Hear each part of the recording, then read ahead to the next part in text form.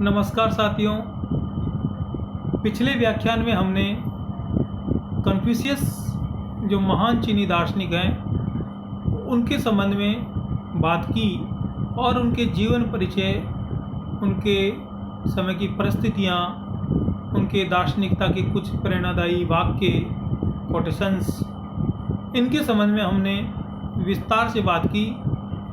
आज हम उसी कड़ी के अंतर्गत इस दूसरे व्याख्यान में कन्फ्यूशियस के अन्य सिद्धांतों को समझने की कोशिश करेंगे और यह व्याख्यान आपके लिए प्रतियोगिता परीक्षाओं एवं बीए पाठ तृतीय की वार्षिक परीक्षाओं दोनों ही दृष्टिकोण से बहुत लाभदायक होगा, बहुत फायदेमंद होगा। महान चीनी दार्शनिक कन्फ्यूशियस, बीए पाठ तृतीय।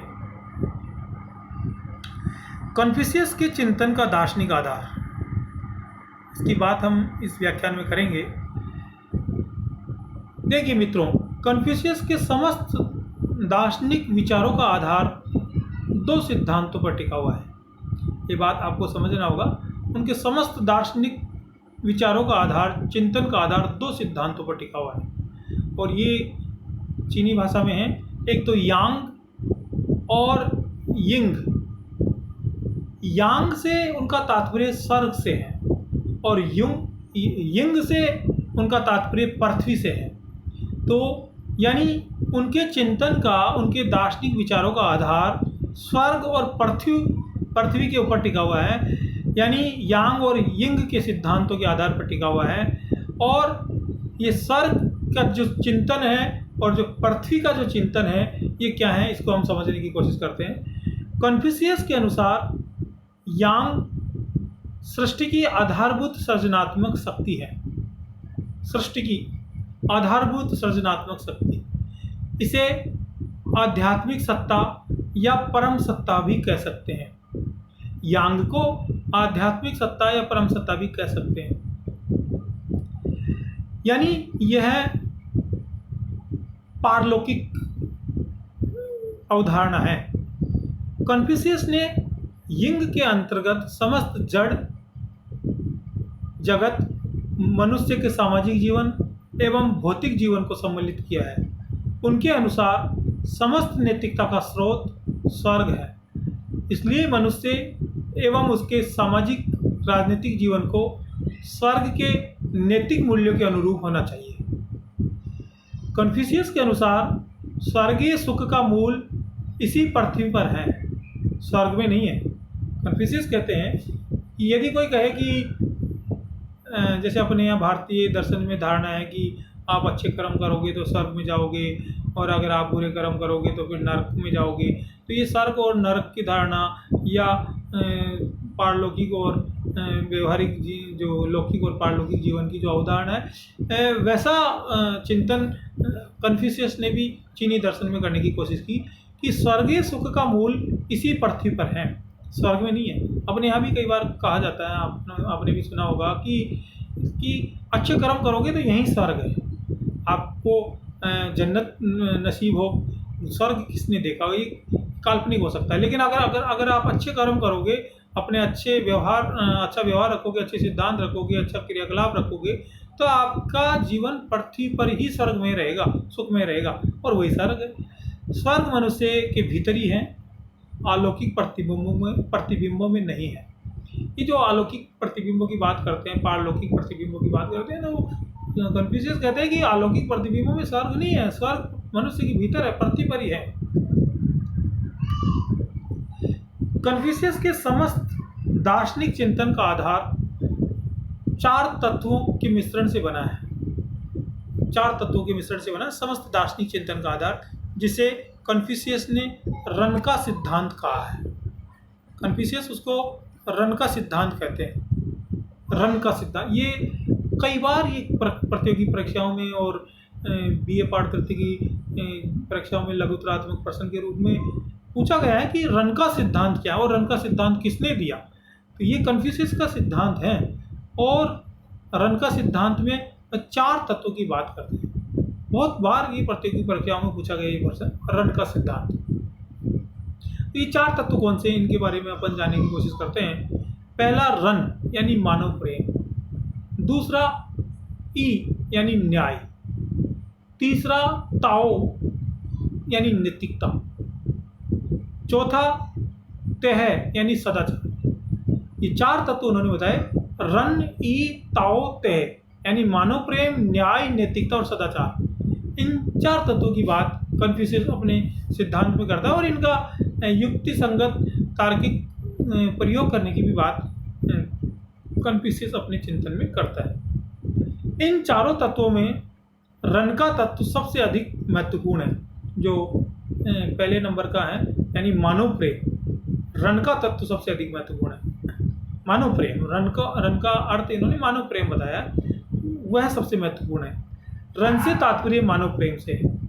कन्फ्यूशियस ने मानव को सर्वोपरि माना है और उनका कहना है कि समस्त नैतिकता और नीतियों का निर्धारण मानव के परिप्रेक्ष्य में ही किया जाना चाहिए।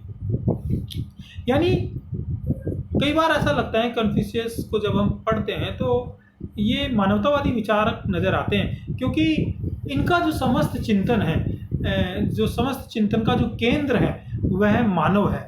इन्होंने अपने चिंतन का आधार ही मानव को बनाया है और उस मानव को केंद्र में रखकर और उसकी परिधि में इन्होंने अपने सिद्धांतों को, अपने दर्शन को रचने की कोशिश की है। तो ये खुद कहते हैं कि सबसे महत्वपूर्ण जो सिद्धांत इन चारों तत्वों में रन का तत्व है, और रन का तत्व का मतलब है मानव प्रेम। तो समस्त नैतिकता और नीतियों का निर्धारण मानव के परिप्रेक्ष्य में ही इन्होंने किया कि आखिर आप कोई भी शासन व्यवस्था देख लीजिए, क्योंकि कन्फ्यूशियस के समय चीन में भी सामंतवादी व्यवस्था प्रचलित थी और सामंतवादी व्यवस्था में सत्ता के केंद्र अलग अलग बने हुए थे और लोगों के साथ एक तरह से लूट, अत्याचार, राज्य के विखंडन की कई प्रकार की वहाँ व्यवधाएँ फैली हुई थी। तो आखिर कोई भी शासन सत्ता होती है, वो आखिर होती तो मानव कल्याण के लिए ही है। तो इन्होंने मानव को केंद्र में रखा। हालांकि इसकी चर्चा हम आगे के व्याख्यान में भी करेंगे। तो कन्फ्यूशियस के संपूर्ण चिंतन का आधार मानव है। फिर दूसरा जो सिद्धांत है कन्फ्यूशियस का, वह है स्वर्णिम मार्ग का सिद्धांत। ये भी बहुत महत्वपूर्ण सिद्धांत है, स्वर्णिम मार्ग का सिद्धांत। कन्फ्यूशियस के नैतिक दर्शन की स्पष्ट व्याख्या उसके स्वर्णिम मार्ग के सिद्धांत में मिलती है। समस्त नैतिक दर्शन की स्पष्ट व्याख्या उसके स्वर्णिम मार्ग के सिद्धांत में मिलती है। उनका स्वर्णिम मार्ग नैतिकता की दृष्टि से ऐसा मध्यम मार्ग है जो अतिवादी आचरण एवं व्यवहार से हमेशा बचने की प्रेरणा देता है। उनका स्वर्णिम मार्ग नैतिकता की दृष्टि से ऐसा मध्यम मार्ग है जो अतिवादी आचरण एवं व्यवहार से हमेशा बचने की प्रेरणा देता है। उनके अनुसार जीवन में सफलता के लिए मध्यम मार्ग को अपनाना ही श्रेष्ठ है। यानी मध्यम मार्ग की बात करता है। जैसे अरस्तु, यूनानी दार्शनिक अरस्तु भी मध्यम वर्ग को प्रमुख स्थान पर रखता है। तो यहाँ ये मध्यम मार्ग की बात करता है। जैसे महात्मा गौतम बुद्ध भी मध्यम मार्ग की बात करता है। और गौतम बुद्ध तो यहाँ तक कहते हैं कि वीणा के तारों को ना तो इतना खींचो कि वो टूट ही जाए और ना इतना ढीला छोड़ो कि उनमें स्वर ही नहीं निकले। तो वो मध्यम मार्ग की बात करते हैं। यानी जीवन को इतना कष्ट मत दो कि जीवन नष्ट हो जाए। और यहाँ यही बात कन्फ्यूशियस ने अपने दर्शन में कही है।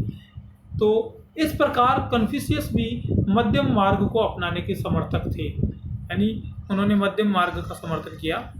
तो ये कन्फ्यूशियस के ये 2 सिद्धांत मैंने प्रमुखतया इसमें बताए आपको। एक तो रन का सिद्धांत और दूसरा उनका स्वर्णिम मार्ग का सिद्धांत। तो ये मैं ये मानता हूँ कि आपके ये व्याख्यान समझ में आया होगा।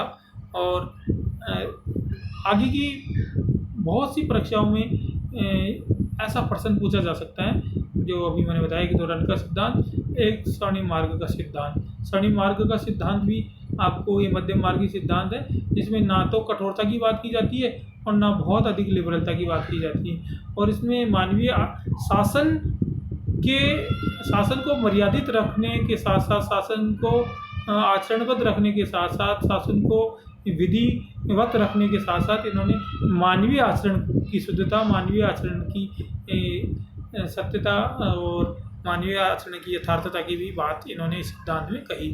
तो मैं समझता हूँ आपकी ये समझ में आया होगा।